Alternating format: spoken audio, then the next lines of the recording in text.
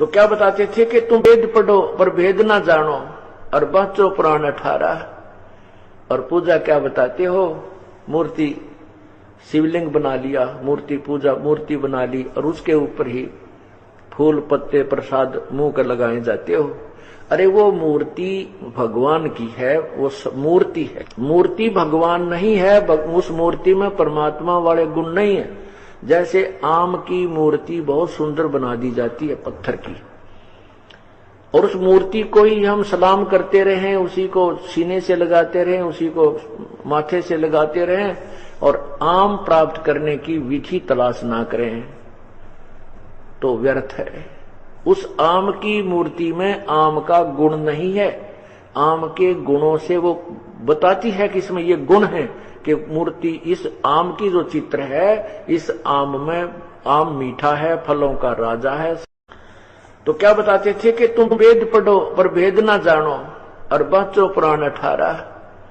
और पूजा क्या बताते हो, मूर्ति शिवलिंग बना लिया, मूर्ति पूजा मूर्ति बना ली और उसके ऊपर ही फूल पत्ते प्रसाद मुंह कर लगाए जाते हो। अरे वो मूर्ति भगवान की है, वो मूर्ति है, मूर्ति भगवान नहीं है। उस मूर्ति में परमात्मा वाले गुण नहीं है। जैसे आम की मूर्ति बहुत सुंदर बना दी जाती है पत्थर की, और उस मूर्ति को ही हम सलाम करते रहें, उसी को सीने से लगाते रहें, उसी को माथे से लगाते रहें और आम प्राप्त करने की विधि तलाश ना करें तो व्यर्थ है। उस आम की मूर्ति में आम का गुण नहीं है।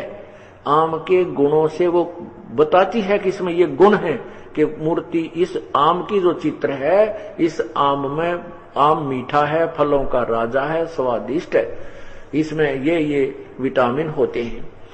ये तो उसे हमें अब उसके ज्ञान से प्राप्त हुआ, फिर उसका चित्र देखा कि ऐसा होता है वो आम। लेकिन ओरिजिनल आम को प्राप्त करके ही हम उन गुणों का लाभ उठा सकते हैं। यही कहना था कबीर परमेश्वर का कि तुम केवल इस भोले समाज को मूर्ति पर आधारित किए बैठे हो, इसी को भोग लगा रहे हो। इस मूर्ति वाले भगवान, ओरिजिनल भगवान को तलाश करो, वो लाभ देगा। वो कैसे तलाश होगा, जैसे आम को प्राप्त करने के लिए मजदूरी करनी पड़ेगी, फिर पैसे लेकर के बाजार जाना होगा, वहां से आम प्राप्त करके खाना होगा। ठीक इसी प्रकार जिस भगवान को आप मूर्ति लेकर के मान रहे हो ये वो भगवान है या भगवान, तो वो भगवान नहीं है, वो मूर्ति है। उस भगवान की तलाश करने के लिए आपको संत के पास जाना होगा, उसके बताए अनुसार मंत्र की प्रमाण दिखाने के बावजूद भी पता नहीं क्यों समझ नहीं। कहते हैं तो वेद पढ़ने पर भेद न जाने, बातें पुराण 18। और फिर भी जड़ यानी वो एक पत्थर को ये पत्ते खुआवे और भूल गया सिरजनहारा। इस परमात्मा को भूला हुआ है जो जिसकी मूर्ति है, उस पूर्ण परमात्मा को तो भूल चुका है। उसकी भक्ति से बात बनेगी।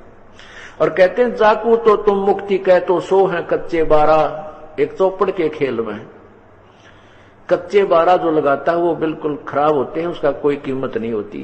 कच्चे 12, पक्के 12 तो कुछ लाभ देंगे, लेकिन कच्चे 12 और पक्के 18 जो होते हैं वो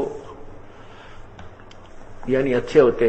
तो कच्चे 12 का कोई कीमत नहीं होती, उसके कोई नंबर नहीं होते।